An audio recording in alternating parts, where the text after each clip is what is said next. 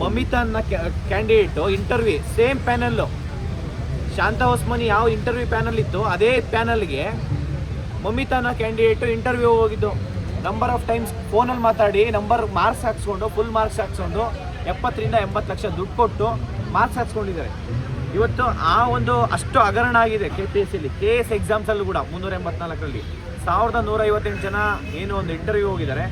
More than 300 candidates deal ಆಗಿರೋಂಥದ್ದು. ಯಾವ ರೀತಿ ಭ್ರಷ್ಟಾಚಾರದಲ್ಲಿ ಸೆಲೆಕ್ಟ್ ಆಗೋಂಥದ್ದು. 16 ಜನ ಮೆಂಬರಲ್ಲಿ ಸುಮಾರು 14 ರಿಂದ 15 ಜನ ಮೆಂಬರ್ಸು ಹೊಸ ಫೋನ್ ಯೂಸ್ ಮಾಡಿಕೊಂಡು ಬರೀ ಕ್ಯಾಂಡಿಡೇಟ್ಸ್ಗೆ ಕಾಂಟ್ಯಾಕ್ಟ್ ಮಾಡಿಕೊಂಡು ಸೆಲೆಕ್ಟ್ ಆಗಿರೋಂಥದ್ದು ನಾವು ನೋಡ್ಬೋದು. ಇದರಲ್ಲಿ ಇಷ್ಟೆಲ್ಲ ಭ್ರಷ್ಟಾಚಾರ ಆಗಿದೆ. ಆದರೆ ಇಲ್ಲಿವರೆಗೂ ಅದು ಅವ್ರ ಮೇಲೆ FIR ಆಗಿಲ್ಲ, ಅವ್ರ ಮೇಲೆ ತನಿಖೆ ಆಗಿಲ್ಲ, ಅವ್ರನ್ನ ಜೈಲಿಗೆ ಕಳ್ಸೋಂಥ ಕೆಲಸ ಆಗಿಲ್ಲ. ಇವರು ಏನು ಕರ್ನಾಟಕ ಲೆಜಿಸ್ಲೇಟಿವ್ ಅಸೆಂಬ್ಲಿಲಿ ಒಂದು ಬಿಲ್ ಪಾಸ್ ಮಾಡಿ ಆ್ಯಕ್ಟ್ ಮಾಡಿದ್ರಲ್ಲ, ಕರ್ನಾಟಕ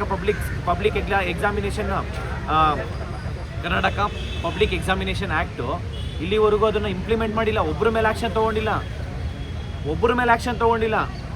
ಅದರಲ್ಲಿ 10 years ಪನಿಷ್ಮೆಂಟ್ ಇದೆ, 10 years ಜೈಲು, 10 crores ಪೆನಾಲ್ಟಿ ಇದೆ. ಯಾರಿಗೆ ಹಾಕಿದ್ದಾರೆ? ಒಬ್ರಿಗೂ ಹಾಕಿಲ್ಲ. ಅಂದರೆ ಅಷ್ಟು ದೊಡ್ಡ ಮಟ್ಟಕ್ಕೆ ಅಕ್ರಮ ಆಗಿದೆ, ಅಷ್ಟು ದೊಡ್ಡ ಮಟ್ಟಕ್ಕೆ ಭ್ರಷ್ಟಾಚಾರ ಆಗಿದೆ.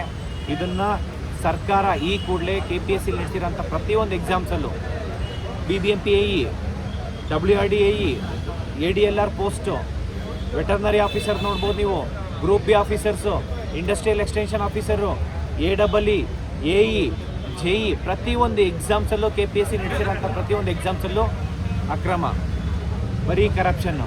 ಇದನ್ನು ಸರ್ಕಾರ CBI ತನಿಖೆ ಕೊಡೋ ತನಕ ನಾವು ಹೋರಾಟ ಮುಂದುವರಿಯುತ್ತೆ. ಅಧಿಕಾರಿಗಳು ಒಂದು ಅಮಾನತಾಗಿರೋದು ಏನಾದರೂ ಒಂದು ಕ್ರಮಗಳು ಆಗಿದೆನಾ? ಹೌದು ಸರ್, ನೀವು ಈಗ CBI ತನಿಖೆ ಆಗ್ರಹಿಸ್ತಿದ್ದೀರಿ. ಈಗ CID ತನಿಖೆ ಕೊಟ್ಟಿದ್ದಾರೆ, ಏನಾದ್ರು ಅಮಾನತ್ ಮಾಡುವ ಕ್ರಮ ಸರ್ಕಾರ ಕೈಗೊಂಡಿದೆನಾ? ಸರ್, ಒಬ್ಬರನ್ನ ಸಸ್ಪೆಂಡ್ ಮಾಡಿದ್ದಾರೆ. ಯಾರಿಗೆ? ಚೇರ್ಮನ್ಗೆ. ಆ ಮೆಂಬರು ಕೂಡ 16 ಜನ ಮೆಂಬರ್ನು ಕೂಡ ರಾಜೀನಾಮೆ ಕೊಟ್ಟು ಅವ್ರ ಮೇಲೆ ಸೀರಿಯಸ್ ಆ್ಯಕ್ಷನ್ ತಗೋಬೇಕು. ಅವ್ರಿಗೆ ಜೈಲಿಗೆ ಕಳ್ಸೋಂಥ ಕೆಲಸ ಮಾಡಬೇಕು. ಅಷ್ಟು ಜನ ಸರ್, ಎಲ್ಲರೂ ಭ್ರಷ್ಟರೇ. ಎಲ್ಲರೂ ಜಾತಿಗೆ ಒಂದೊಂದು ಮೆಂಬರ್ ಇದ್ದಾರೆ KPSCಲಿ. ಜಾತಿಗೆ ಒಂದೊಂದು ಮೆಂಬರು, ಒಬ್ಬೊಬ್ರು 10, 15, 20 ಕೋಟಿ ದುಡ್ಡು ಕೊಟ್ಬಿಟ್ಟು ಬರೋದು.